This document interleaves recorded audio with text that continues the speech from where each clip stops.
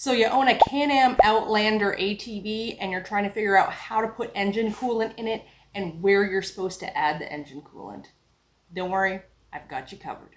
So the cap for the engine coolant is located under this plastic cover, and it's located right here. Now getting this plastic cover off can be kind of a pain in the butt, but it is all with plastic clips. So you just lift the top clip, and slide this puppy out. So of course, when you're doing this, you want to make sure that your engine is cool, or else you could get burned from the pressure that builds up inside of this cap. But you're going to want to kind of get your fingers underneath this ridge here, and you can see how this kind of moves here, and the same thing on this side over here. So you're going to put your fingers under there. You're just going to pull up until you hear a little click. And then go and do the other side. Put the fingers under here. Just lift it up like that. There we go. Now this slides off here. You can see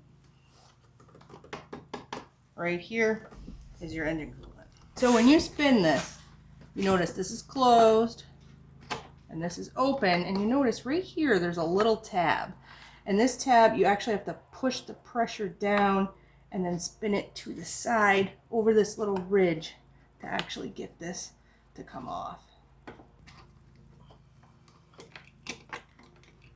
That's the tab you have to go over.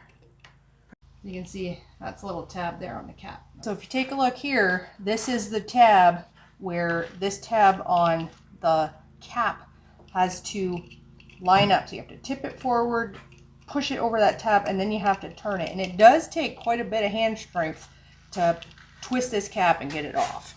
This machine, and I believe it's most Can-Am Outlander ATVs, call for the use of the XPS Extended Life Pre-Mixed Coolant. And there's actually two varieties when you go to buy this. This is the premium version that I'm putting in here, and this is the Can-Am Outlander 850. So just double check with the make and model that you have to make sure if you need the one that has the orange logo, or they do make a regular version that has a green logo, before you go ahead and buy it, because there is two different versions. So now we go ahead and just put the funnel in there. And you want to be careful that you don't overfill this, because there is a max fill line.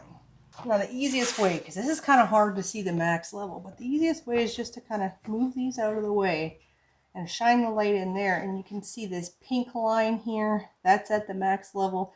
Don't cross that line, because if you do, it's going to put too much pressure on that cap and it could overflow and cause some engine issues. Pressurize too much. Right, so now that we've got the coolant on, it's just time to slide this back into place here.